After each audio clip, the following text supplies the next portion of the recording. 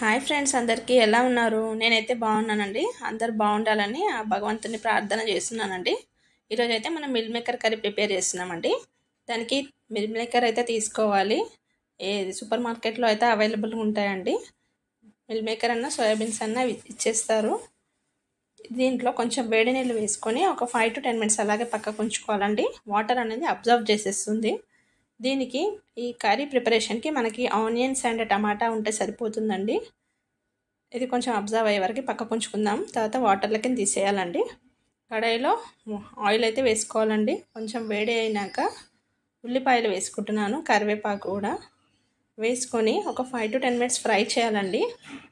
fry అవుతున్నప్పుడు ఇందులో